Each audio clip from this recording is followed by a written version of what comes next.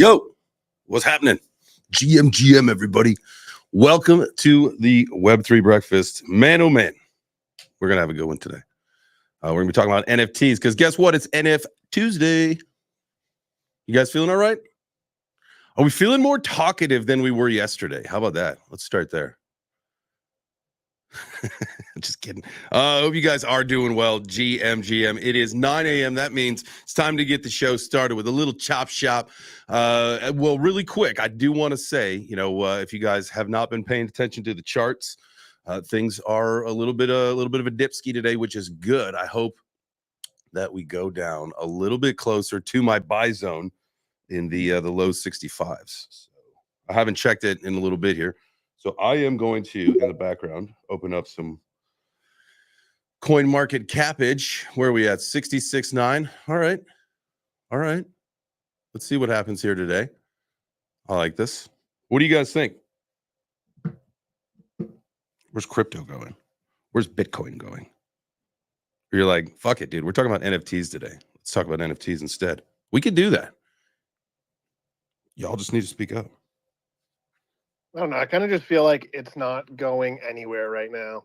We're just I gonna don't know if it's people are just like afraid of it dropping more, or if they're just so uncertain that they're not doing anything. I just stuck in this weird holding pattern, like nothing, like elections and all that other crap. Like aside, I think it's just like where we're at. It's like nothing is happening. It's like the PTSD phase, right? Like we're just so conditioned at this point because it's been years to just have the rug pulled out from underneath us at so many levels, right? Like figuratively and metaphorically, like, we've seen with the meme coins and all that stuff. But, just in general with, anytime we get any positive momentum, it just seems to just go the other direction.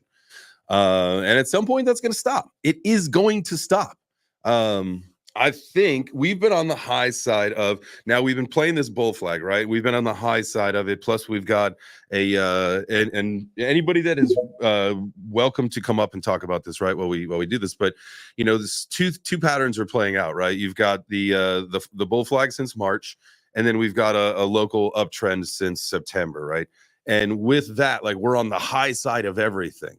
And so at some point we have to come back down and test our support levels. And I think that's very healthy anyway. And so that puts us in like this, like right now, the 63 to 64 range. Shouldn't get too much lower than that. And then as the days goes on, like obviously that trajectory keeps going up. So, but at some point we have to touch the support just to get that feeler. And then we go up, right? I feel like that's just what we're waiting for. It's not, are we going to plunge below that? Because we shouldn't, right? We know, I mean, unless the election is stolen, Donald Trump is going to win, like unequivocally going to win at this point. That's, the writing is on the wall, but you never know what kind of tricks are up anyone's sleeves. Let's start there. The floor is yours, boys and gals.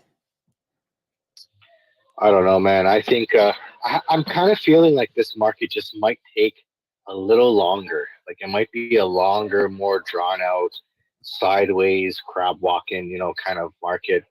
Because again, like I think people are really hurting in their pockets, especially because we need new people coming in, and new people are going to be retail. Well, yeah, but and I think until easy money comes back. Yeah, I don't think that's not even really the question anymore. We're not worried about retail coming in until next year. Retail's not going to come in until next year because we're not going to see enough rate cuts. We're not going to see the government approve of it until Trump becomes the president. And then again, we've got this whole plan laid out. So nothing, fuck retail. Retail, I mean, let's just talk about our bags and the institutional money that's here right now, because that's like the realistic nature of where we are. Retail's not coming until next year, until after the government says it's okay. I think that we can all agree. Yeah, but that's what I'm meaning. I'm just meaning like because of that, I don't think it's gonna go. It might not rip crazy. Like I'm sure we'll have a new all-time high next month at least, but I don't think we're gonna hit 100K by the end of the year. I mean, the emotionally and psychologically, no, I agree with you. Unless some crazy catalyst happens between now and then, I agree with you. And that's what's going to send us back down to like the 80 level. And then when we get our, signal with the new administration at some point in Q1 in that first 100 days, that's when we move the needle towards 100K and beyond, right? Yeah, I'm super bullish on January. Honestly, I've just this fucking gut feeling that this thing's gonna go crazy in January. I know. It's going to be an exciting rest of the year. I think. I mean, historically, like unless it's I know that there's all the cliche sayings and all that stuff. It ain't fixed, don't broke. If it ain't broke, don't fix it. History doesn't repeat, it rhymes. All that kind of stuff, and everything that we had been looked at. The statistics, everything was pointing towards an extremely bullish fourth quarter, right? And so that should mean that we will at some time between now and the end of the year, definitely, like you said, make new all-time highs, make that push towards 100K or at least into the 90s, and then get rejected. We'll slam back down, get humbled a little bit, and then that's where we build back up over, probably realistically, the craziness won't happen until like probably the early part of Q2 next year, if like the timing plays out correctly, right? I mean, January is going to be fun. I get that. That'll be like maybe in January or early February we'll make we'll finally push through 100K. But it'll take a couple tries. Sell in May, walk away. You think that's going to be a thing? Like, really? And I know that I love you guys are probably annoyed with me asking this question, but I still just don't think that we've got the right answer for a bull run ending, or at least a bull run that doesn't include Bitcoin anymore, right? If Bitcoin wants to continue its 4-year thing and do what it has to do, like that's fine. But the rest of blockchain needs to move on past Bitcoin.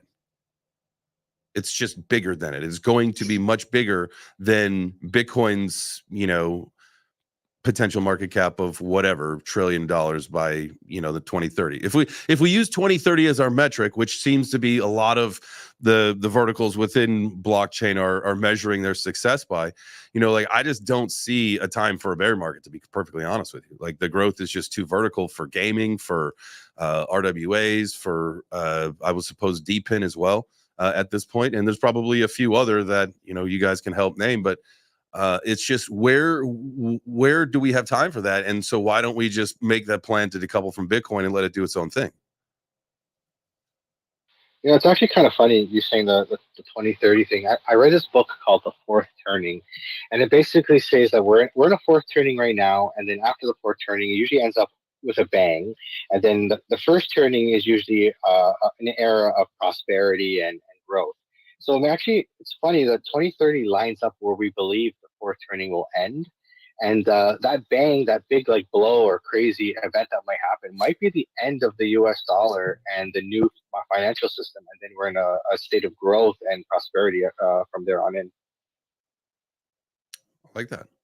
I kind of like a lot of the anecdotes and things that people use to explain certain elements and whatnot. So big fan of that. Shout out to everybody in the chat. You know how it is. Want to say what's up to before Frank gets in here and thinks that it's his idea that I thank the YouTube chat folks.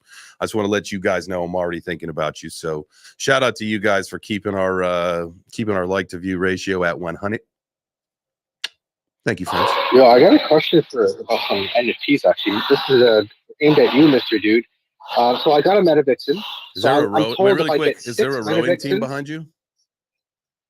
No, it's an impact gun. Actually, I'm just messing with you. I'm inside a car right now. So if I get 6 MetaVixen NFTs, you can do a Rumble. I heard. Like, what is this Rumble thing? So 7 of the exclusives, like the side collection one that you bought. So yeah, that gets you into the Discord, which gets you into like the quote unquote holders Rumble, and then Anna does 5 seasons within these, and then if you win a Rumble in each season, then you compete to get like an actual main collection Vixen. Can you, for someone who knows nothing about Discord because I despise it, what is a Rumble? It's just like you click like enter this Rumble, and it would just say like, it just makes up like a random story, like Mr. Dude kills J Chains with whatever, and there's like a bunch of people like storyline like that, and then there's a winner. Oh, okay, I know what that is. Like you choose your own It's adventure. like a kind of thing? raffle. Yeah, Not exactly. really. But Yeah, it's without basically the an choosing. adventure raffle, like Carrie said. It's like a It's a raffle, but with raffle, an yeah. adventure storyline. Got it. I actually don't get it. You'll have to show me at some point. Yeah, here, I'll give it a shot. So it's like a Royal Rumble or a Battle Royale, last man standing. So if there are 50 people who are competing and Mr. Dude kills me, I'm out. Now there's 49 people left. And then eventually, after, 5-10 minutes, there's one survivor left and they win the Rumble for that day. And then they get this awesome piece of warrior art from Anna that represents the current season. And then, as Mr. Dude said, if you win one or buy one on secondary from all 5 seasons, then there's a grand finale Rumble series, which will probably be like 2 months from now, once all the seasons are out, maybe like Q1 2025. And you get to compete in that grand finale. Last time, I think there were like 12 people, 13, something like that. So pretty good odds, right? You can buy your way into a main collection Vixen if you win that grand finale, which I think you have to win like 3 Rumbles. And so that takes a couple weeks to get through. So it's a cool way for somebody who can't afford a main collection Vixen to kind of get their way in. There's some odds involved, right? You can't just guarantee it, but a shot at it. So that's the long and the short of it. If anybody has any questions, feel free to reach out. Very But cool. it is randomized, so there is no actual skill involved, Jay. You just sit there and basically watch the computer generate these results. Correct. Okay, that No was my skill next question. involved. That's perfect. Correct. I would probably, no because skill. Yep. in my mind, when you built it up as like the Royal Rumble, like I just thought of like a whole bunch of people in a room, like beating each other, throwing chairs and throwing people out of the ring. And then like come to find out it's more just about like saying words, like in like almost like a storyline, right? Like you build It's like, a raffle. It's a fancy fucking raffle. Is all it is. It's narrowing down the people until it gets to like 5 people, and then it gives you like generally at the end it'll say like, oh, there's like this is the winner, and then there's like 3 runners up, or this is the person who got the most kills, Right. or whatever, and maybe The that most there's kills, a special bonus for those people. but it's not violent, right? So we keep saying kills, but it's No, not there's violent. nothing. It's just all in It's text. extremely It's like violent. it takes. It's violence. Word violence. It's an Yes, adventure word story. violence. That's all. Okay. I just would only like skill I'd like the part. involved is for I'm not making fun of this, by the way. I just something Yeah. I need to see. I've never been there. I don't understand it. You No, literally I'm go making into a the joke, server. You click on a button. There's like an icon. There will be like a little sword icon or something. You click on the sword icon, and it enters you into the Rumble. And then you just wait until it's time, like 4:30 p.m. They'll start calling them, and then Like there will literally be there will be the daily Metavixen Rumble any minute now. That's awesome. Yeah, they do the same thing in I think Expedition Discord. They do the same thing in they do similar thing. They have Mad University and for Mad Scientists. We don't do Rumbles, but they Galactic Syndicate does Rumbles, like a lot of them. Who else am I thinking of? Anyways, but yeah, it's a very popular way to keep people active in your Discord these days. Well, it makes sense. It's have fun, right? It's how you keep people engaged, and that's exciting. I would love to check it out. I do have Discord. I get usually kind of antsy when I go in there. I go in there to cause trouble at this point. Tell us more about that. No. I hate Discord, by the way. But it has great functionality for like verifying holders, right? So it just has those capabilities. I think Telegram has some of that now too. So that's why it's in there. But I really the only wish skill is remembering every day to enter.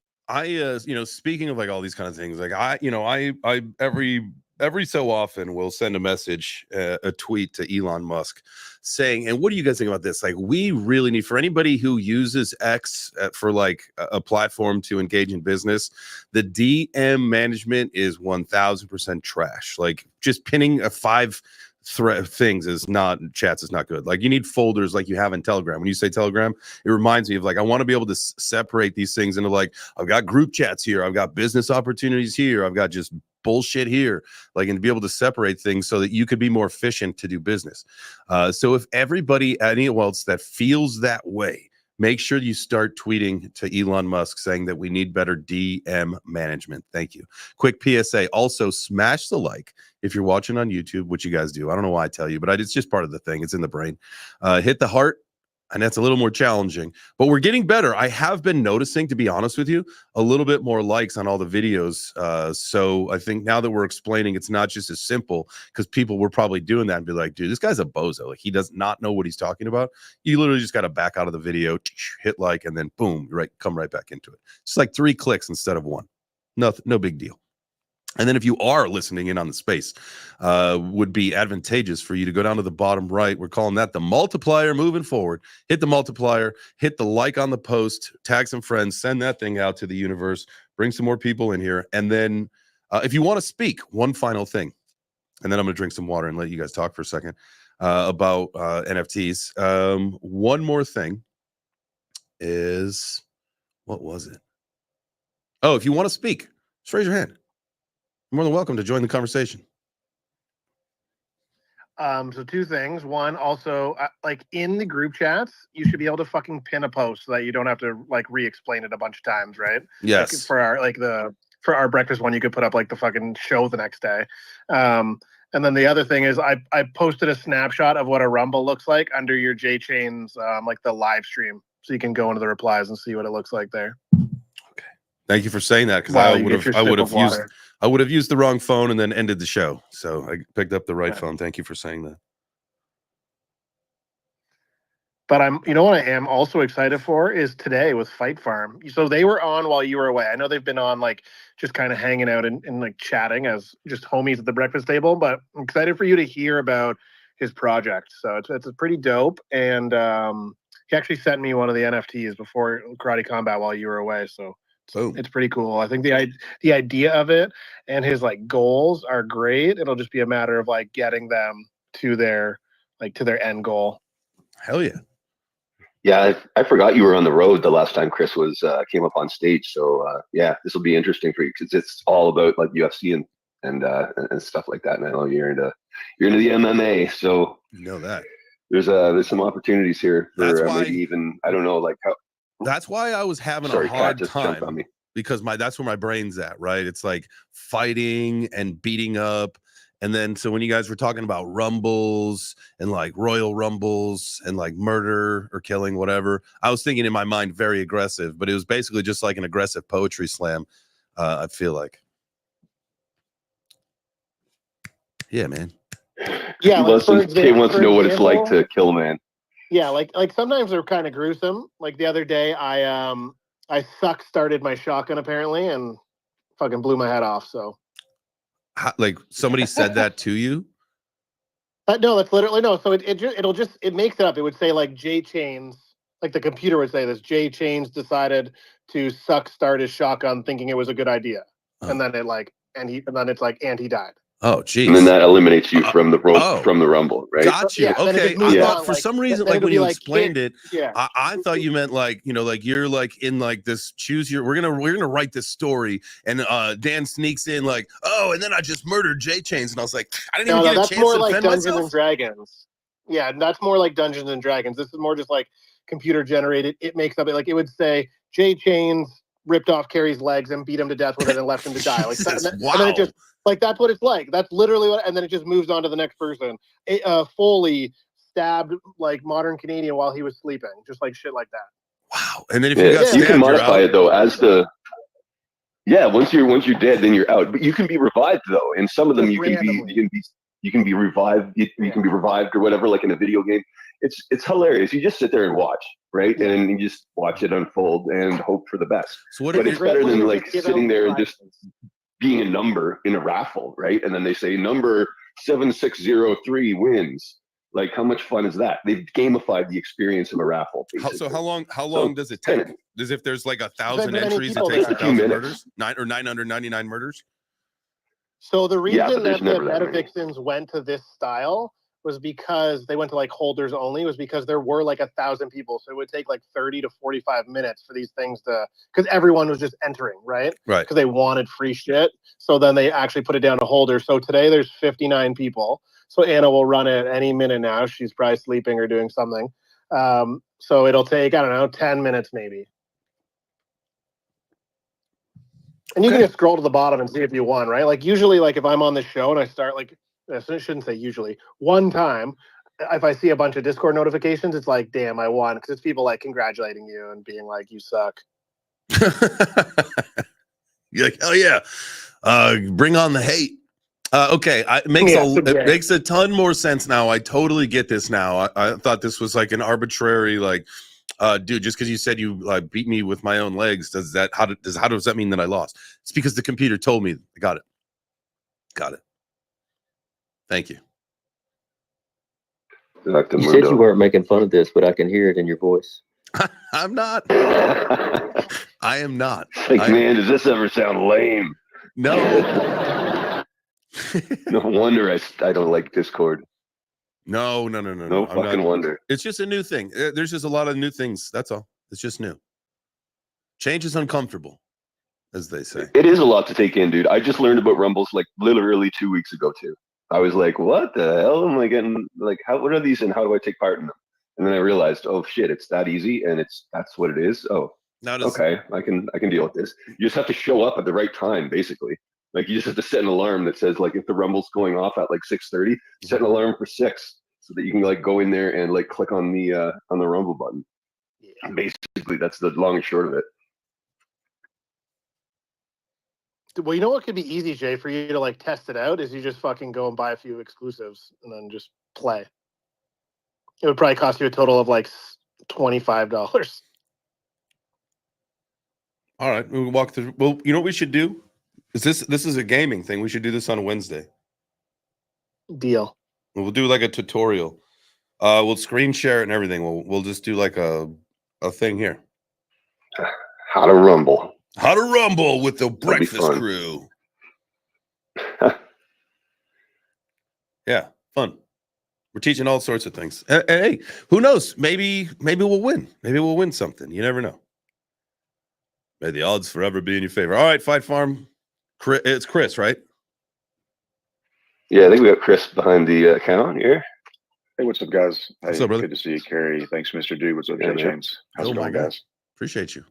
It was good to hear from you yesterday. Now, I know that it was, we're maybe doing a giveaway, but I think that if I look down, there's certainly not enough people in here to give anything away. So these folks would certainly have to start, going down to that bottom right multiplier button. We used to call it the purple pill, but come to find out, maybe I'm just colorblind. Only my phone, it's purple. It could be black or white, or it was black on Whitney's phone, and then all of a sudden somebody else said that it was green on their phone. So I've been saying purple for a long time, and apparently that's maybe it might have to do with like the app icon you choose, and then whether or not you use light mode and dark mode too. I have dark mode. Yeah, on mine it's kind of it fades. It goes from blue and it fades into purple. It's fucked up on my phone. I don't know why, but cool. Yeah, it is. It's trippy. That could also be the mushrooms, though. Jesus. Yeah, every day it's a different color. I don't get it. Sometimes it talks to me. I have no idea. I am a straight up dark mode on just about every device you could imagine. Same here. Dark mode on everything. Yeah, light mode. Right, people guys, are psychopaths. About race. Let's talk about NFTs. Yeah. Let's talk about some Fight Club here. Yeah, guys. Well, thanks for having me. I definitely appreciate the time today. I'll keep this kind of short and sweet. There's layers. I think I've explained this to Mr. Dude. I know Kerry has been in the project for a little bit. But effectively what we're trying to do is build an MMA NFT brand where you're semi-quasi betting on the fights, but it's a mixture between sports betting, sports collectibles, fantasy sports, and kind of a strategy game, and not just a strategy game from the sense of like MMA and fighting, but a strategy game from like for NFT fans. So I always tell people like you don't have to be an MMA fan to get into Fight Farm. If you're someone who likes to use strategy and game NFT marketplaces for profit, there's a sense of that in there. And one of the biggest things I see with NFT projects, and we've all been around for a while, so if you've been here long enough, you've seen so many rugs, right? And not even intentional rugs. You've seen rugs from people who come in with a good idea. They sell some NFTs. They say they're going to have utility. They're going to have community. They're going to have these things for you. Then as soon as the bear market hits, what happens? They all fizzle. They all fade away. The developers, creators, the community go away. So when I started Fight Farm, I was trying to build something in mind that would retain users in the bear market. Like I don't give a shit what happens to this project in the bull market. I'm not even thinking 2024, 2025. I'm thinking, what are we going to be doing in 2026 and 2027 if that Bitcoin 4-year cycle keeps in tune, and if J Chains is kind of onto something, what do you do to keep people around, regardless of what Bitcoin and the overall crypto market's done? And that's kind of what I've done with Fight Farm, is built it from the ground up to give you built-in demand to keep purchasing NFTs, to keep playing the game, and I think pegging that to something outside of crypto, like MMA and UFC, which is exploding. Mm-hmm. And also, it's just something where you could take this idea and you could apply it to anything. But the key is you need to peg your project to something that's not necessarily based on crypto. All these early play to earn games, they were still very crypto based. You know, tying it to UFC or something in the entertainment world, I think that's the way you keep people around and engaged. Yeah, absolutely. I mean, you hit the nail on the head about MMA. It's the fastest growing sport in the world, and it seems to just be getting bigger and bigger here in the Web3 space. You know, you've got a couple leagues that are popping up. You know, you got Karate Combat, which is the first and the biggest at the moment.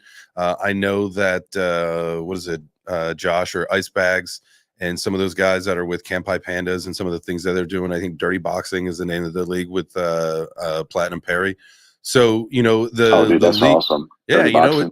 it's great that the sport is really taking off in crypto, and like it should. I mean, it's done a really good job of not only capturing the attention, but getting a lot of people in shape through the IFC stuff, and just in general, we see we've got a Web3 kind of weight loss group, that we're most of us in this community are part of, and it kind of spurred out of really a lot of people really just kind of want to get and make a change and getting in shape. And I mean, that was one of the biggest things that, my fight, I didn't win my fight, but I won in life because I actually got in shape. Like there was a lot of things that really came that were good out of this whole situation. And so I love that Web3 and crypto is really bringing a focus of the combat sports in. And so, like you said, you found a very high interest category, and in this growth market, I think it's a great place to be in, and no better place than with a little bit of we'll use air quotes, gambling and sports collectibles, right? I think you've got a number of high interest categories all blended into one that could potentially be massive.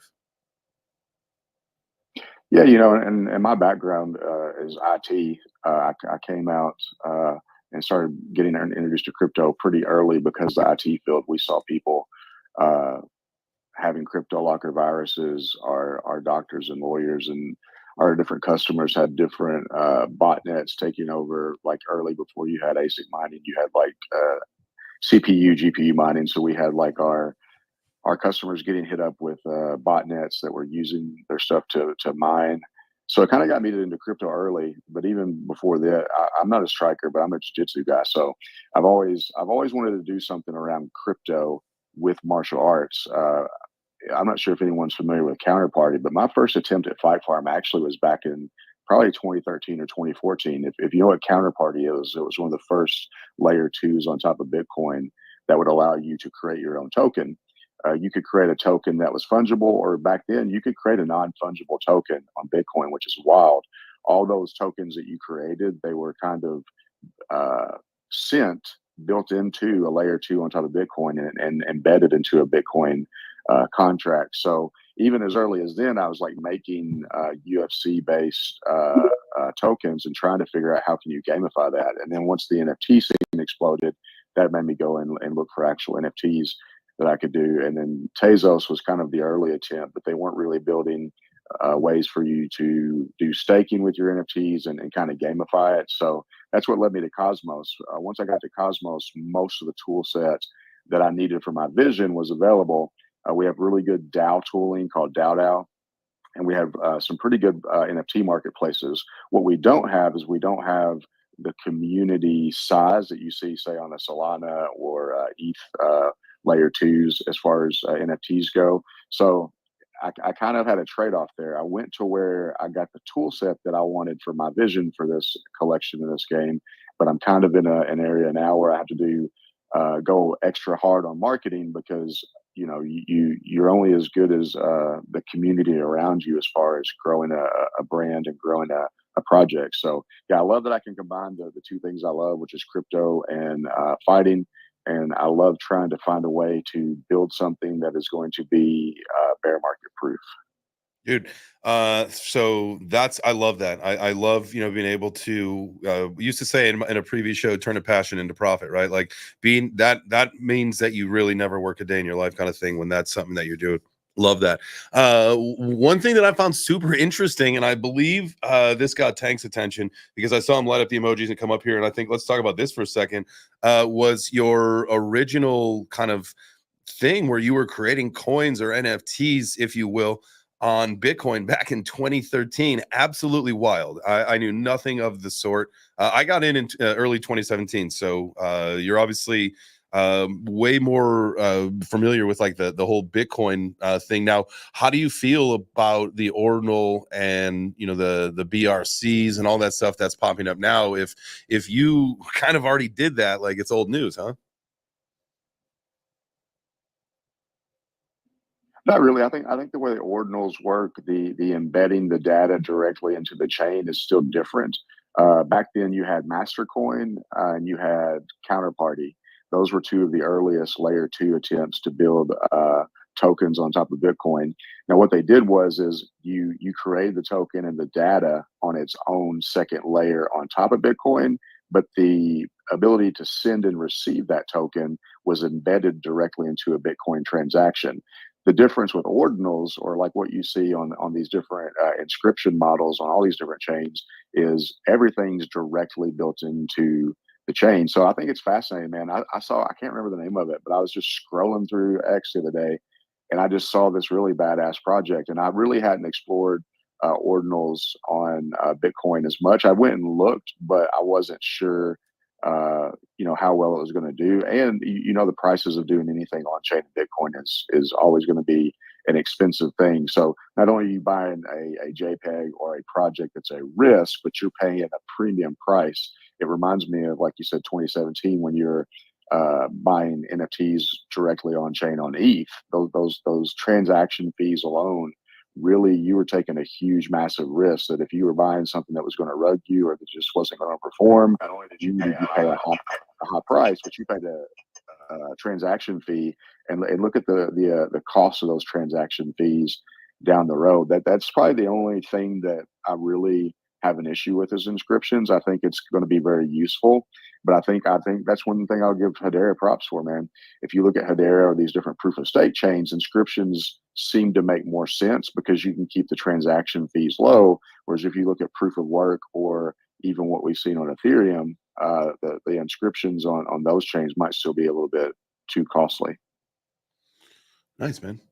Tank, did you have anything about those early kind of Bitcoin alternatives? Yo, thanks for letting me. Can you guys hear me, by the way? Yep, absolutely. Yes, sir. Okay, sorry. No, yeah, actually, I've known Chris for a long time, and he's been an OG in this space, so I kind of wasn't surprised when he said that. I think that is awesome, though, and I agree with you about the inscriptions part. But what actually I want to come up and talk to you guys about is, Chris, have you ever thought about like getting into? I know you're a jiu-jitsu guy. We talk all the time, but like, have you ever thought about getting into like the IBJ or like the ADCC and trying to hit up that market with like your characters and stuff? Oh yeah, I did a test run on that. I did when Gordon Ryan was on UFC Fight Pass for the submission only invitational series that they do. I think they're up to like number 8 now. So this had to be like number 4 maybe when Gordon was there. I did 3 to 4 fights, and they just didn't sell. Now I think that was because we were middle of the bear market. There just wasn't as much buzz going on. Like you didn't see the spaces, the number of people in spaces this high. But yeah, my goal long term is Fight Farm is not going to remain just UFC. I think it should become UFC, boxing, kickboxing, karate combat, grappling. You want it to be a huge sports brand, but that would require a lot of capital investment. That's going to require a team of people to run. This is what you see now with Fightform is basically the alpha. This is just testing the theory of like, hey, if you just don't sell them an NFT and then rug them, or sell them an NFT and then enter the bear market and fizzle out like everyone else, this is kind of a proof of concept on what do you do to build an NFT that actually retains users in a bear market. Because I do think it's not even about the product itself. I mean, Jay Chain said it. We're tied to one of the biggest markets in the world that's going to grow. And guess what? I don't care what the economy does. I don't care if we enter the next Great Depression. MMA and fighting and boxing will be 2 of the only sports that do great in a depression. It always does well. It doesn't give a shit about. It's like Bitcoin. It doesn't give a shit who the president is or what the market is. Fighting is going to be one of those sports that always is economic proof in my mind. So when you're tying yourself and your project to something, I think what you tie it to is important. But this being Tank, a proof of concept is something that we kind of wanted to keep it simple and a more narrow scope, because once we try to test, and you've seen it, we've tested some boxing. I'm thinking about doing on the betting side with DGNFT, doing the Mike Tyson fight with Jake Paul coming up on Netflix, right? Nice. In fact, Tank, you expressed interest months ago, like, "Hey, dude, why are you not doing that fight?" And I thought I'll fund a prize pool for that, dude. Honestly, to God, when that happens, I will fund a prize pool for that so that you can do it. Yeah, let's do it. We can announce it at NFT Nashville coming up. We can announce it. You still have like, I think there's like 30 days or 25 days until that fight on Netflix. But what I was doing was let people bet on the fight, do these little $2 incremental bets, and then all the people that bet and participate in that, we airdrop them the fighter NFTs afterwards. So yeah, this is basically a proof of concept. It's only myself and like 2 other people. I do 80% of that heavy lifting work. They help me with a little bit of the marketing. So we're trying to just build the concept and see if we can get a grassroots growing. And if it's something that works and people resonate with it and people start to play the game and we do well in this bull market, then I think before the end of the bull market, it would be easy to go out and raise capital, whether that's through an NFT ownership sale or a token sale or private investment. But this is kind of like, let's see what we can do with this on a small scale, and then once we know that it works, then you try to figure out how do you scale this and include multiple sports, including grappling. Mm-hmm. Yeah, and the reason why I just wanted to build on that, because I agree 100% with what Jay was saying earlier about the sport and like, the retail. I think one of the things you guys were talking about earlier about retail coming in is going to be like these avenues, these routes for people to actually get into the space without actually even realizing they're directly getting into the space. Like when I was asking about getting into these other federations for jiu-jitsu in particular, is I know for a fact that there's a ton of practitioners and a ton of fans, whether they're in Brazil or whatnot, that will love to bet on the people that compete in these lower federations, if you will, right? Compared to like the UFC and whatnot. They just don't have a means to go about and do that. So I'm thinking like, man, that'd be such a great way to actually introduce more and more people to what Web3 or blockchain can do. Not necessarily even NFTs, but like all the whole bundle. How do we go about doing that? I think Jay, like you guys with Karate Combat have been a shining example. I think that's one of the big reasons why it's taken off so much, is because it's accessible to like see. I'm gonna say that, even though I hate this word, influencer. You see your favorite influencer either win or get beat the fuck up, and like that's a lot of people want to bet on that shit. Like a lot of people will do that. Yeah, it's interactive, and you have a stake. And yeah, you said really, and for the most part, right? It's you probably the stake that you have in it is your favorite influencer that you want to see win. I would say definitely there are a lot of people that want to see some people get beat up in the IFC too, which is fun. That's kind of the whole point of it. Yeah, no, I'm along for all of this. I think that this is fantastic. I mean, it opens up, honestly, like it literally opens up the door, and not only with maybe, you know, in conjunction with the layer 2 that Karate Combat is announcing that, or announced that's going to be live in you know, next year, early next year. But it's also kind of a model that you could go to with like local organizations, and that same kind of thing where, you know, if you're talking about, you know, getting some wagering going, I'm sure, you know, these local smoker fights would love to have that opportunity where people could, you know, throw a little something on themselves or their buddy. You get these, you know, small time organizations, whether gambling is legal or not in the jurisdiction is totally different. I'm not sure. I mean, I know that it is in where I live, and I know that it is in areas of this country and other world, but you know, that's something that, you know, that's something you could explore too, and really bring Web3 to small time areas, smaller areas. You know what I mean? Yeah, and you know that's one of the reasons too, J Chains, why I structured the game the way I did. Like we call it a stake to earn strategy betting game, but it's kind of weird because you when you're talking about, like you said, growing, and we've had that same idea as well. I'm in Louisville, so we're a hotbed for MMA, Mhm. and we've got some pretty good local organizations that do really good production. And I would love to go to them and say, hey, let's find a way to integrate your guys and let fans bet on their fights. But you're right. If you word it like that, you could run into some legal issues as far as the betting. But if you put it in the form of an NFT game, where like, hey, we're not saying you're betting. In fact, when you buy the NFT, you're not taking money from other players. Like in order to bet, I have to place a bet on the fighter. Jay Chains has to place a bet on the fighter, and one of us is walking away with the other person's money.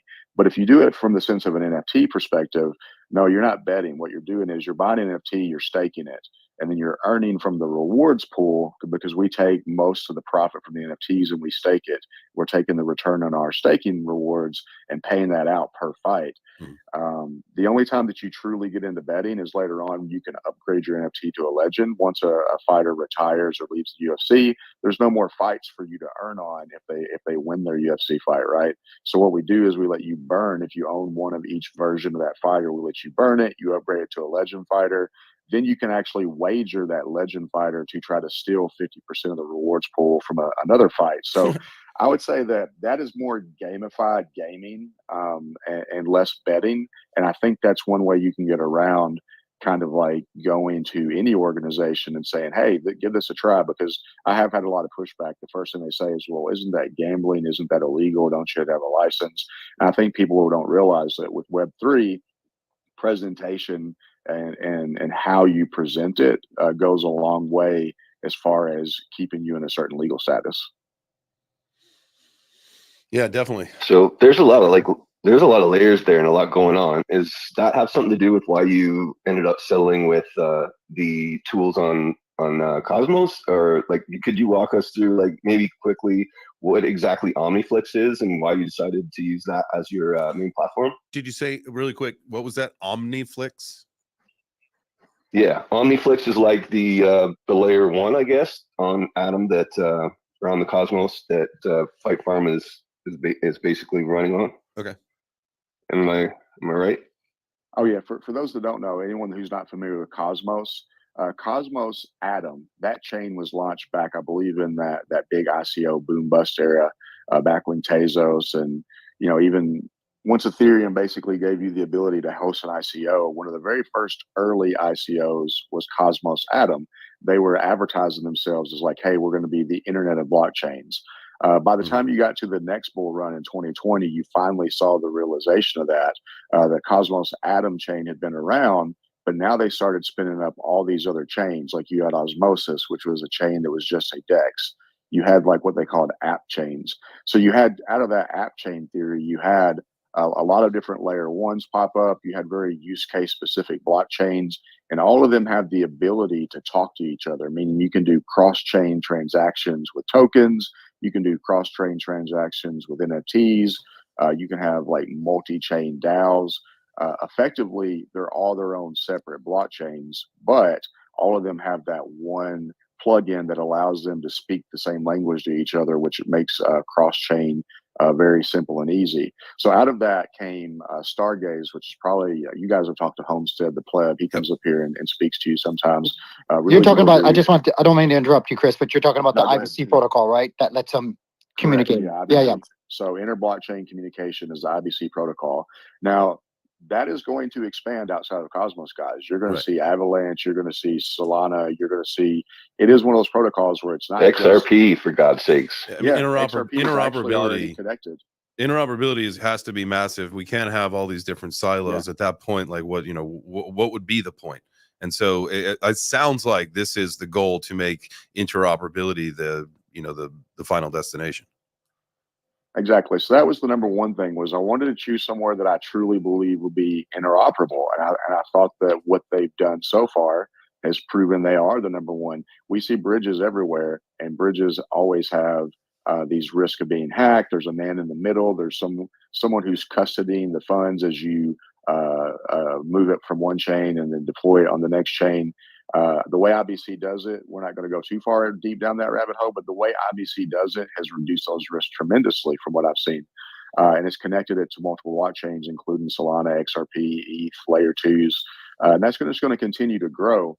Now, from a chain perspective, what came out of that was the number one NFT platform, honestly, and the entire Cosmos ecosystem is Stargaze. It gets all the cool projects. It gets all the volume. I could have just deployed there. I could have deployed on any of these different layer one NFT platforms in Cosmos. But the reason I chose OmniFlix was OmniFlix is not trying to be your just run of the mill NFT platform. Like, let us spin up NFTs and compete with all these other NFT platforms. We all know how this works. The same way DEXs came and you had the early DEXs that done well. DEXs became a dime a dozen, right? Anyone can spin up and deploy DEXs. It's nothing to be a DEX. What makes you special, right? So from an OmniFlix perspective, the reason I chose OmniFlix is they weren't trying to just be an NFT platform. They're trying to be a peer-to-peer multimedia hub. What does that mean? That means you're going to have your NFT platform. You're going to have your store so you can sell stuff. You're going to have your DEXs integrated. You're going to have, they have a competitor with YouTube. I've heard plenty of guys who run these podcasts have complained about losing their YouTube channel because they say the wrong thing or they get demonetized. I think Web3 gives us the power to not just own our brand, but own our network. And I think that's what OmniFlix is bringing to the table, because if you want to promote something like an MMA or UFC, like I think Karate Combat's doing a great job with how they're promoting their sport. But if they're using traditional social media platforms to do that, how long before they do something that ticks someone off and then they pull the rug out from under them on Twitter or YouTube or X or anything like that? So I think people need to start to look at these decentralized media platforms. And that's one thing that made me choose OmniFlix, is because they have OmniFlix TV. Because if you're going to have a sports-based or entertainment-based NFT project, I think you have to integrate the video. I think you have to integrate the audio streaming podcast. And they had that built out where not only do you own your collection, you can actually own the channel. You can own all the data on that channel, and it works flawlessly. So that was probably the biggest influence on why I chose OmniFlix, was because I think mine's going to become a very multimedia driven project in order to grow and include the community. You know, that's really interesting. How do you broadcast the signal? Is it through RMTP feed, or how would, like, if I use StreamYard, if I wanted to continue to go to, because I stream to YouTube and X as a video at the same time during the space, but if I can add a custom, or maybe it's a different acronym or whatever, or RTMP or whatever it is. But how do you broadcast that feed so that you could connect to it? No, that part I'm not sure yet. Right now, it's more like a YouTube where you're just doing the uploading the videos. They're testing. They're testing out their live streaming capability right now. In fact, Cosmoverse is going on. I think over, where's that this year? Tank, is it in Dubai? Dubai. So it's going on right now, Yep. and I kind of expect some things from OmniFlix to be dropped over there, you would think. But yeah, I know that they're working. We have a guy that Tank and I are friendly with who does podcasting. And he is one of the people that is testing it. So if you want, I can link you up in the back channels if you're interested in looking into them. Yeah, definitely. I I stream 2 shows a day at least. So I think that, I'd be down to test some other platforms? I know the one guy was using OBS to test it. I'm not sure if he was able to use StreamYard. I would Okay. fully expect them to have plugins for everything, and they're pretty friendly as far as the dev team on And getting what you need. I can always switch to But yeah, OBS. that's something where. Go ahead. Sorry. No, I was just gonna say that's something where you're like, when you're choosing where to deploy, ultimately, I think we're going to have to become a multi-chain uh, collection. You can't just be on OmniFlix, right? But that's one reason I chose that is I can mint on OmniFlix, and then they're working on the technology right now where I'm able to push those NFTs over and list them on Stargaze. I can have you stake that NFT on a DAO on OmniFlix to play the game, or I could host multiple fights. Maybe I do a full UFC card. Maybe I deploy 10 fights across 5 different blockchains, 2 fights per blockchain. What does that do? That gives you a reason to take an NFT and move it cross chain and stake it in another DAO, and you can start to gamify people who are participating in using the multi-chain, multi-DAO way of the gaming. Now, one thing that Tank said is important, and I think J Chains and Mr. Dude, I've heard you guys kind of comment on this in past shows, is you kind of have to take this, and I don't want to say dummy it down, but you have to make it so that your average normie can participate. That part of the tool set is also important. That's another reason. That's one area that I think Cosmos is kind of hitting the nail on the head. There's quite a few different apps where if you want to use your credit card and buy crypto and it go to a wallet, and it's kind of like you just think you're using your dollars to pay for this NFT, but when in reality, on the back end, the smart contracts are doing all the work. They're participating in things like playing a game on a DAO without really knowing they're using crypto or participating in a DAO. Because everything we're talking about, you don't want to try to sell this whole fight farm idea. I don't think you want to sell this as a crypto-based game. What you want it to look like is something like what we'd see on traditional Web2 things like DraftKings. You want them to go get the app. You want them to feel like, hey, I'm playing this game that's kind of like a Pokemon or a trading card game, but it's MMA based, and like you got the strategy, rewards, betting aspect to it. And they log in, they use their email or their socials, it sets up the wallet for them.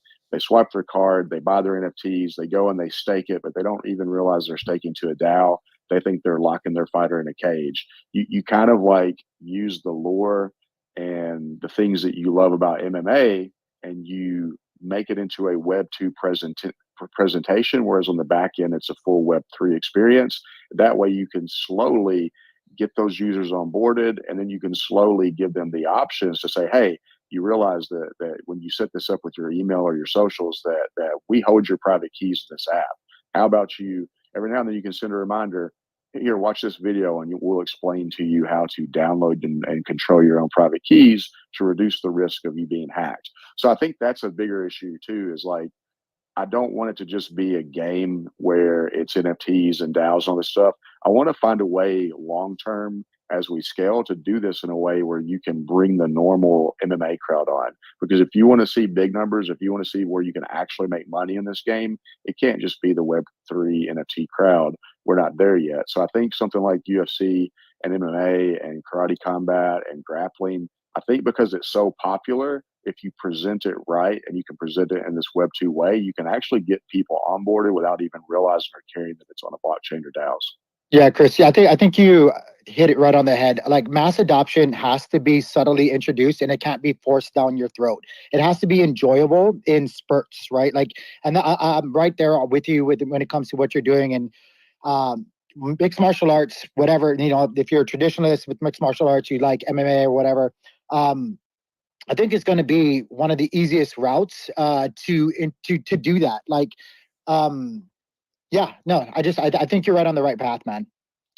Yeah, I would agree, and I think there's a lot of ways that we're going to be able to quantify mass adoption when it comes here, and we've talked about it a few times, and it's not the number of wallets or the number of users. It's when people are just using the tech without having to care or be told that they're doing it, right? Like, you think about the internet, like no one fucking cares like that the internet isn't dial up or is dial, like that's not the thing anymore. You just expect it to work because we're at that point. Like we're obviously going through the lumps of what crypto is and introducing it to the masses. And so the easier that we can make it for people to enter into the space, like you said, not just people that are Web3 native that understand seed phrases and wallets and all that shit. No, you just need people who like something that's interesting and that there is a product that is tailored to them, i.e. in this one it's combat sports and people that like that kind of stuff, plus you've got the wager element to it, the gamification, all that stuff, and like that's how you do it. You make it easy. And we talk about that too with the whole idea of centralization and decentralization, bringing people into the space as well, right? Like entities like the Coinbases and the Geminis, and a lot of people use it still, but a lot of people have advanced on into the DeFi realm where you do the self-custody, where you do those other things that are more kind of along the lines of the values of what cryptocurrency was meant for, and decentralization. Now, we're never going to truly be there, but we can make a good effort, and we can bring people in as easily as possible and leave it up to them, because there are people, obviously, even in the traditional finance world, that invest, that don't actively participate. They just, they pay a broker to invest for them. So we just have to remember that there's going to be a lot of people coming into the space that don't want to get and listen, I'm guilty as shit of this, of just cramming information out people's throat for years and years and years talking about crypto. But it is what it is. We get too excited, but we're the early adopters, guys. We have to all be that way, because that's how the message or the gospel gets spread, right? Like we are the evangelists of what crypto is. So we kind of have to get the message out to as many people, and it does fall on deaf ears, but the right people pick it up over time. That's for sure. Yeah, dude. And remember, decentralization is not black or white. Like it's not on or off. It's a spectrum, right? And sometimes there's times where you want less risk, so the amount of decentralization and security that you want, like I'm never going to deposit my Bitcoin on a centralized exchange and leave it. I don't care what they're offering me. Playing a game, and yes, I'm putting $20 on this NFT, or I'm betting $50, I'm more likely to maybe be lazy and do it on something more centralized, or maybe I would do it on an app where they have control of it. Why? Because I'm not risking my life savings. I'm not risking something that truly matters. So I think when it comes to onboarding, right now, if you look at the way we're set up, we're pretty much you're in your wallet, you're on the NFT exchange directly, and you're on DAO, which is the DAO software that we use to play the game. That's pretty damn decentralized. And even trying to pitch people on, hey, come over to Cosmos and check us out, trying to explain to people the whole multi-chain wallets, it can be a task, but we're slowly getting there. If Cosmos as a whole would begin to grow, it would actually help us out. If they don't begin to grow, depending on how this bull market goes, we would probably have to look at other options like Solana. I've actually been testing out Solana DAOs. Maybe we'll spin up a DAO over there for all of our Solana lovers. I'm not as much of a fan of ETH layer 2s, only because I feel like they're stealing all the value off of ETH, and they could pretty much spin up and become their own chains one day. I'm not saying I won't test over there, but I just haven't had the personal desire to go test on those. But that's the thing about a DAO too, guys, is if people want to help grow this, and Cosmos is not their thing, then come work with us. Come say what's up. We'll be more than happy to integrate you, show you how the game works. If you want to spin up your own version, that's the beauty of a DAO. I don't have to be the end all be all on how this works. I could run the Cosmos version, and other people could spin it up and test it out on other chains even. So if anyone's looking to partner, I've only got so much time in my day to deploy what I'm deploying now. So it would take more people, but I have had people consider spin it up on Solana and other ETH layer 2s. So we'd be more than happy to assist them with that, and I'm sure we can work out a deal. But yeah, I think that for what we're going to have to do, as far as growth, we're going to have to taper it down just a little bit, because even crypto nerds that are in the space, they come to Cosmos, man, they get a little bit confused. Leap wallet, Kepler wallet, switching between chains, cross-chain IBC transactions. You start saying all that stuff, even like Jay Shane just said, you start saying all that stuff, people's brains melt and they turn off. And that is the one negative sometimes about being in Cosmos, is is we can be a little bit trickier than some of the other areas. Yeah. When it becomes a lot, it mentally becomes almost too much. I do understand that. I do like the whole idea of that being the main universe, though, that connects all the dots, all the chains. At some point, I know, and excuse my naivete if there is such a thing, but at some point, I would love an app that literally would show you, like, if you wanted to go into your NFTs and say you wanted to show your NFT collection off, no matter what chain it would be in, it would be right there in like your little portfolio of NFTs. And so your ETH, your Solana, your Cardano, Bitcoin, whatever, Ordinals, whatever it was, they would be in there in that look. So you could show them off all in one app to someone if you wanted to do that. That's always been like a dream, but I don't know if we're there yet or if we'll ever be to something like that.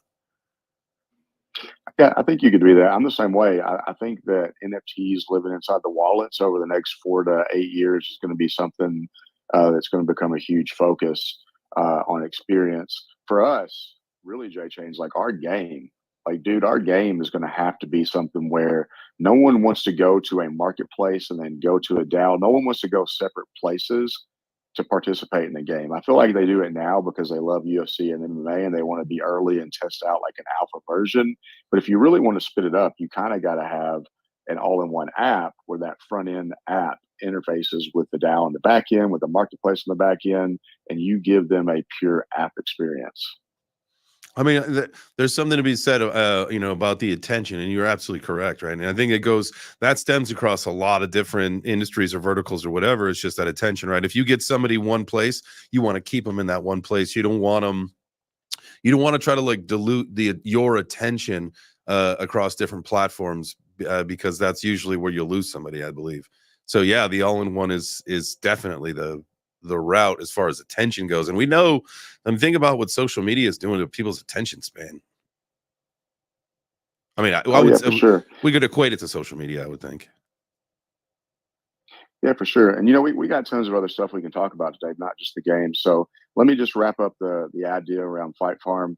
Guys, this is a collect to play game. So if you like collectible trading card games, this is a really good game. You collect the NFT. These are minted on demand. This is not a collection where you're ever going to hear us say we minted out. We'll never mint out. Mm-hmm. We mint as many NFTs as bets as players, every version. So with this coming up fight with Jake Paul and Mike Tyson, you could mint NFTs going into that fight. And if Jake Paul sells 50 NFTs and Mike Tyson sells 60, we cap them. So effectively what we're doing is we mint on demand, then we cap that version. So there is some sense of rarity per version. So what does that do, Jay Chains? That gives you a reason so that if you bought Nate Diaz's last NFT for his last fight and there was 20 minted total, well, now his next fight, there could be 20, 30, 40 minted, right? It gives you a reason to keep coming back. And that thesis goes into the whole bear market resistance. Like if I just sell you one NFT and say, use this one NFT in the game, 2 years later, are you still going to be around? Not likely. There's no interaction for you there. But if instead of selling you a $60 or $100 NFT, if I sell you a $2, $3, $4, $5 NFT every new fight for that fighter, doesn't that kind of give you a little bit more reason to maybe demand and drive to go buy that NFT? You're like, dude, I love Nate Diaz. I love Nate Diaz. I want to collect every single one of the versions of their NFTs until they retire. So effectively, that's what this is. This is a collectible trading card game. You stake those NFTs to earn our fight token. Whenever that fighter fights, if they win the fight, that's where the betting comes in. Although I'd say it's more stake to earn. If they win the fight, you can win actual stable coins, whether it's USDC or IST. Sometimes we have sponsors like Tank's offered to sponsor the rewards pool. Maybe he sponsors it in ATOM. Maybe he wants to sponsor it in Bitcoin. But what we do is we pay out the crypto rewards to you based on the outcomes of the fights. You don't see too many stake to earn games where real world events determine who gets paid out. So that is one cool factor about it. After you collect, we give you the ability to upgrade. So if J Chains and Mr. Dude are buying up all these NFTs, and J Chains is buying up, say, John Jones, and he bought version 1, version 2, version 3. When John Jones retires, there's no more fights for him to win, which means that his ROI, his payout in crypto every time John Jones wins a fight, that ends. At that point, that NFT is just a collectible. You can no longer use it in the game to earn actual money. So what we do is we say, hey, if you own one of each version, if you own a V1, V2, V3, you can burn those versions and we'll mint and upgrade a legend version of John Jones for you. Then you use that legend NFT to gamble it and try to steal rewards from other players. So it has a lot of built-in utility, built-in demand, a lot of gameplay. It is going to rely a lot on collecting NFTs, the marketplace, and DAOs. If anyone's interested, if you have questions, we can set up a space and kind of go deeper dive. If anyone wants to test it, everyone knows I send out. Of course, this is a business. We want to sell NFTs, but we're still early. So I do quite a bit of giveaways. If you really just want to test it out, ask Carrie, ask Mr. Dude. I mean, I send NFTs out all the time. I'm not going to give you one of each fighter, but I might give you one or two for an upcoming fight and let you experience how the game works. And maybe that turns you into a paying customer. So thank you for the time on that. J Chains, I'm interested to see, are you for sure coming to NFT Nashville? Because I'd love to sit down and kind of show you in person and just shoot the shit with you. And I have tons of questions for you about IFC and karate combat. Yeah, definitely. Yeah, no, we're definitely going to come up there. It's a great opportunity for me also to hang out with some family. I got my sister that lives right up in let's see, Franklin is where the event is. She's just a little north of Nashville. Yeah, we're definitely excited. So we'll be up there. Awesome. Yeah, I used to live in Nashville. I live in Louisville now. I got my old coach for jiu-jitsu actually is in Franklin. Tank knows who he is. And shout out to Tank. Tank has got a really good channel and show as well. And Tank was one of the first sponsors that Fight Farm ever has. So definitely appreciate that. You should always give love to the people who support you. He's been a good person to partner with, and he's held us down over the last year or two. Hell yeah. He's been a guest here and hung out and chatted with us a few times now on the show. Definitely like his perspectives, and that'll be great. So he'll be at the event as well, is what I gather. Awesome. Yeah. So I'll let Tank fill in on that. But Tank and Cosmos Joe are actually Dead Cat Joe now. Yep. They're the two guys that run NFT Nashville, so they'll be there, and it'll be a good group of people. I know that it's a Cosmos heavy event, but it's an NFT conference. So people who are not in Cosmos, if you're into NFTs and you got something, I think they really want to expand and get more volume on that. And I do want to take a chance while I've been here. Carrie, thank you for inviting me. I randomly followed Bitcoin BitBoy Ben in here one day and listened into the show. So I was kind of familiar with the show on Web3 Breakfast. But it was really Carrie who kind of got me coming here. Thank you for inviting me. I've really enjoyed it. I enjoy listening to the panel. You guys have guys who kick ass. Some of these guys I wasn't familiar with, like Mr. Dude, Modern, Corey. Like, you guys have a really good thing going. I'm going to keep supporting you and pumping you. Definitely think Web3 is probably the best podcast I've heard on crypto in a long time. So thanks for doing what you guys do. Hey, man, I appreciate you. Thanks for being here. And thanks for talking about the project and letting us know more. I definitely want to check it out a little bit more and see where you guys are going to be taking things over the course of, through the bull run and everything. But absolutely sitting down and chatting with you, creating some content. We'll do an interview, all that kind of stuff live. Those are always fun to do. I'll do a bunch of that stuff in Nashville. So that'll be great. I'll have to be Carrie. Shout out to my guy, Carrie. I'll be your representation at the Cosmos convention, brother. I love you. I'll just change my name to Carrie. I'll put on my name tag, Carrie, Web3 Breakfast.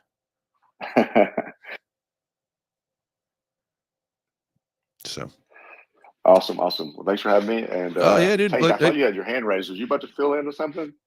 I see B Frank popped in. What's up, dog? Hey, you know what's up? Those likes on the YouTube page. You know it. Hey, I front ran you this morning. I even said, I know. Oh, did you hear? I heard you. I was in here for like maybe about 10, 15 minutes where I had to get on a meeting, and I heard you talking about it. So I just wanted to make sure that you know that it's not your idea to thank the YouTube people, but I do appreciate the reminder. It's not my idea, but I just like to remind you to do your job. Thank you. That is a good time to remind you guys. Well, we got about 20 minutes or so left of the show. I appreciate you guys being here. You literally could be doing anything, but guess what? You're here hanging out with us. So do the things you got to do to support yourself for being here. And that's like liking the video, smashing the heart. If you are listening in the space, it's a little different. You go down to the bottom right and hit the multiplier, and then do the thing. You know, as soon as you hit that, it'll take you to a place. It's like a time warp. Hold on, man. Hold on. You You can't- sound so down. It sounds like somebody stole your cat. Like you They didn't get did. your They candy did, 'cause bar it's not- it today. can't- Like, oh my God. I can't call it the I need purple some pill. more enthusiasm out of you, bro. More enthusiasm. I can't call it the purple pill anymore. It's so confusing. I have to call it the multiplier, which I'm still getting used to. You know what I mean? So, hey, guys, if you will, go down to the bottom right and hit the multiplier. And when you do that, boom, it's going to take you through a time warp and something's going to show up on your screen. And at that point, tag some friends, hit a heart, and then hit quote post. Quote post, I think, is what you're supposed to hit these days. And just say a little something, something. I wish my purple pill changed color so I carries. Yeah, mine's awesome. Mine's purple still. And like, that's not the color scheme that I have set up for Twitter. I believe it's blue. But I got a purple pill. That's like a Nexium, right? Isn't that like an antacid? Like blue pills, like Tums. It's all different. Looks like a Viagra. blue. I think the Viagra is Mine blue, was- if I'm not mistaken. So purple, I believe. Yeah, is my pill is an off blue. It's off blue and it fades into purple. So it's like half Viagra, half, what's the other one? heartburn. Oh, perfect. That's the ultimate pill right there. Fuck. It's a Yeah. lifesaver. That would be a lifesaver. Yeah, man. Oh, you're funny. Okay, so keeping on theme with NFTs, I was talking to Forgotten Playlands. So tomorrow we're probably going to be playing Forgotten Playlands, and they might sponsor it and do some toy box giveaways on the stream tomorrow. Oh, nice. Yeah, I saw that message. That'd be fantastic. Yeah, we will I'll reach out and make sure we get everything coordinated. We'll get the post going. That will be up today. We're going to start doing things in advance. Like yesterday, we got the Monday post all squared away, right? And so that is up. And so what we're going to start doing, we got to get the rest of the week squared away, but we're going to start trying to make sure that we're a week ahead so we can get everything squared away and have everybody set their reminders, if you will. Yeah, I have Tyler from Open Coliseum coming tomorrow. I'm hoping the Forgotten Playlands guy is going to come, and I've been talking to Desolation. Hopefully they'll show up too. I'm not sure about them though. Nice. And then what's the game night? Game night's going to be Forgotten Playlands. That's the new game that I see. So I might do a little bit of both. I might do Open Coliseum and then try to coordinate, because at 10 o'clock, Forgotten Playlands, they have their play test. So I might be able to coordinate with their Discord and their group and get everybody to play together. Oh, okay. So from like 9, because you started 8 or 9? You started. I start at 8, and then 9 o'clock will be the community night will start. 8 o'clock, I just play whatever, right? Right. Okay. And then once everybody gets their kids in bed and everything, 9 o'clock, I believe Tyler does his play test for the Open Coliseum, so we can play with a bunch of people there and be on voice chat and whatnot. And then 10 o'clock will be the Forgotten Playlands. Nice. This is the one you were talking about yesterday. That's kind of like Mario Party or whatever. Yes, man, this is so cool. Winnie it's would love that. Imagine like a Mario Party. Oh, the kids would love it. My daughter would love this. I have to show it to her. But it would be imagine like Mario Party mixed with what do you call it? Toy Story.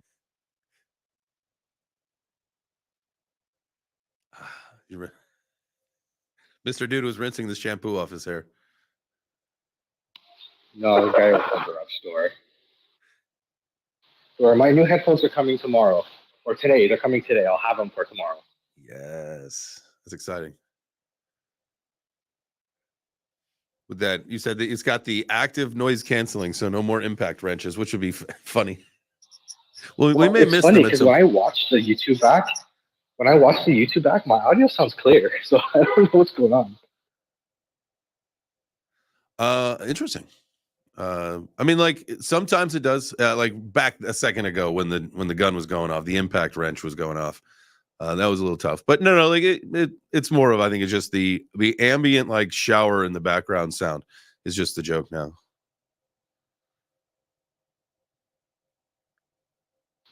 Yeah, what can I say? I like to be clean. It's good. Mr. I'd rather Juice, you shower with your phone than like a toaster or something. So it's all good, buddy. Right? It's got that, what is that? Protection thing. I'm sorry. What was that? We couldn't hear you. You were being censored.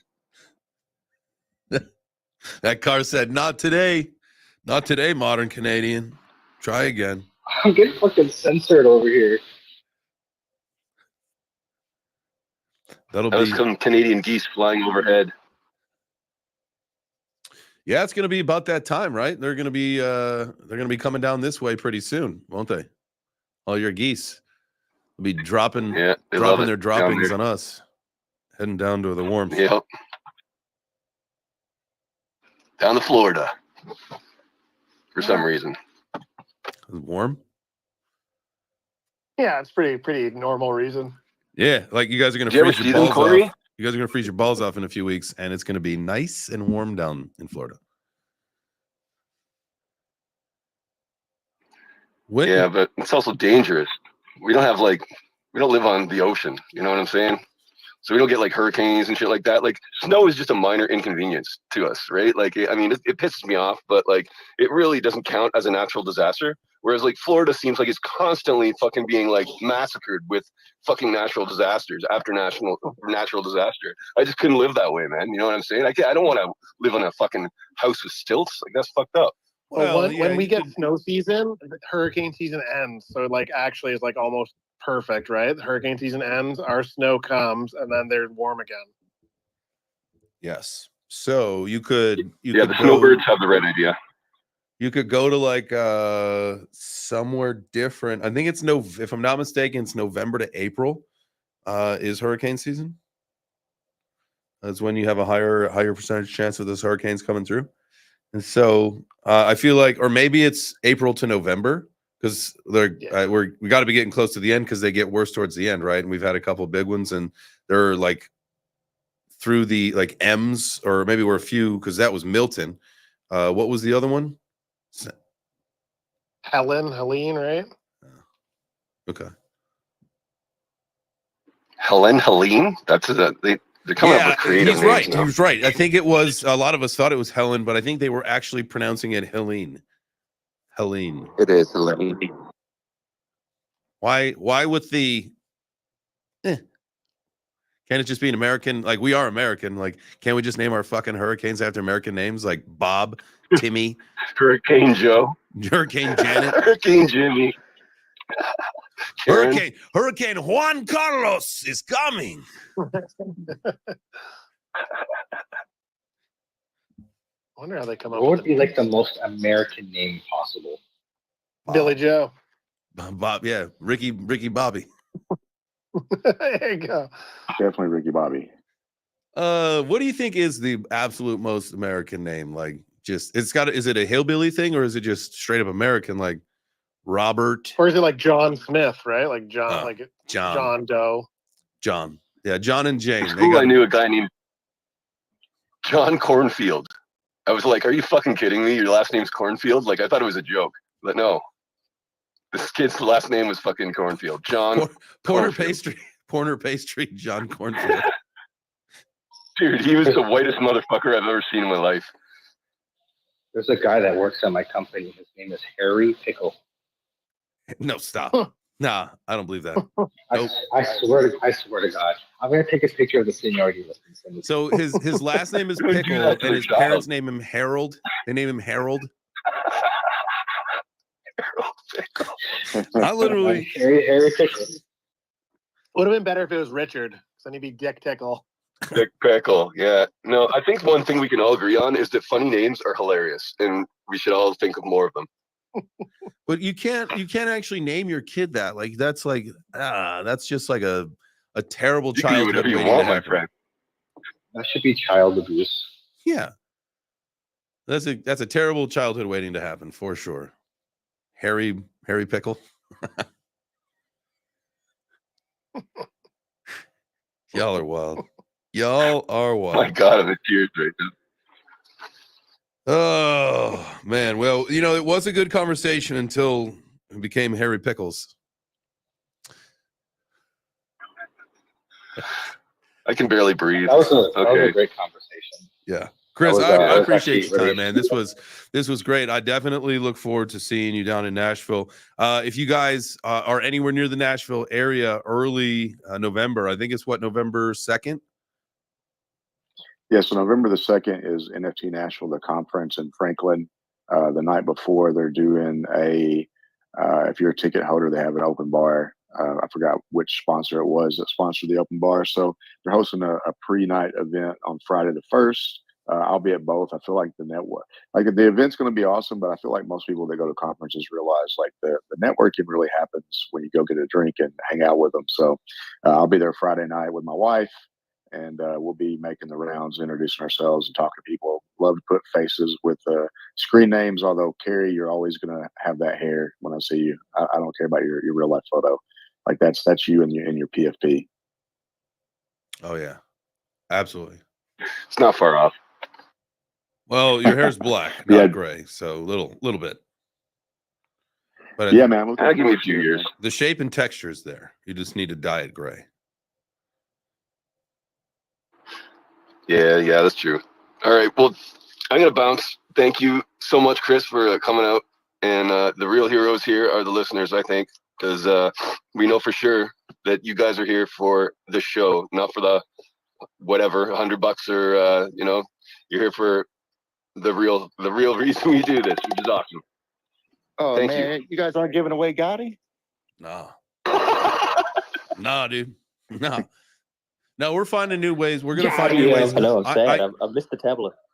Yeah, me too. And that was I got excited when I heard it. I was like, ooh, is somebody giving something away? Is somebody picking something? No, we will soon. I do have some more Gotti to give away, but we have to be responsible with it. I think that it was getting the giveaway from our side was getting a little ridiculous. Like one day we ended up giving 6 tokens away, and most of them hit the floor immediately. And that is, with a token that rare, 6 tokens getting sold did some damage. And so that is not something that I wanted to be a part of, seeing that thing happen because of us. And so no, we're done doing the just the blanket giveaways. We will give them away with a purpose in order to strengthen the community moving forward. So we still have some tokens to do that with. So stay tuned. We're just going to let it chill out for a minute. Let the floor level off. I sent you a DM for maybe an idea for a giveaway. See if I don't know if it's something that you might be interested in. All right, I'll check it out. I will definitely check it out. All right, look I at just this. want to send out a shout out. I know he's not in the room. Shout out to M Kid though. He hooked me up on my birthday with a little bit of Gotti. That was cool. That was a targeted effort. I know he's not in the room right now, but big up to fucking M Kid. He's a good guy, man. I love M Kid. I love the community. Solid. They are going to be doing some big things. I'm going to continue to work with them. We just had to chill out the giveaways for right now, just because we were hurting the price on all of it, just giving too much of it away. So, but at the end of the day, that I've got a bag of that. That is never going anywhere. I know a couple people in our community, same thing. So we are Gotti for life, Gotti fam. We'll do some more things with that. So I appreciate you guys. Well, how about this? It's like more than 5 minutes out. We're going to let you out early. So instead of just running to get a piss before your next call or show, you get to maybe run to the fridge and make yourself a sandwich or fry up an egg if it's still 7 a.m. where you live, if you're living on the West Coast. So whatever you do something to make yourself better today. You know the drill. That's consistency, baby. Love you guys. Let's see. What is today? Today is Tuesday. What is going on today? Blocky, you guys are doing your show, correct? Doom? Yeah, we are. Hold on, I'm doing radio calls. But yeah, we're doing a show. It's on our page. I got a pin. It should be pinned. I can bring it up. I'll post it up. 8 o'clock Eastern, right? Sorry, my bad. 8 p.m. Eastern. Yeah, it's Eastern. Eastern Standard. Should be good time. Let's see here. Do you have? I'll be there. Yeah, it's gonna be at like 6. Rugged. Awesome. 7 p.m. Eastern, I believe. Okay. All right. We'll get the link posted out later today. Make sure you guys don't miss that. I will be back at 4 p.m. for the J Chains Crypto Show. If there's anything else, does anybody have any messages before we head on out? Kerry, what's your favorite color? Fuck off. Go fuck yourself. That's That sounds like a great color. It's a Yeah, shade that's of black, the ongoing, actually. that's the ongoing space question of the day. What was the question today? What's your favorite color? That's what I was saying. It's the ongoing question Oh. of the day. It's a joke. It's got something to do with the NFT collection, doesn't it? It's kind of like if we run out of questions in our spaces, we got to rely on some dumb questions, if you know what I mean. keep it churning. Well, I love that. My favorite color is blue. I do enjoy the color pink because real men wear it. I'm wearing a pink sweatshirt right now to prove it. So, all right, What's that's your it. star sign, bro? What's that? Peace out. Yeah, I said I wanted to give Just you being guys a out of fucking here in idiot. 5 minutes. We are at 5 minutes. I want to be a man of my word. Take it easy, friends. I love you guys. We'll see you tomorrow. Ciao for now.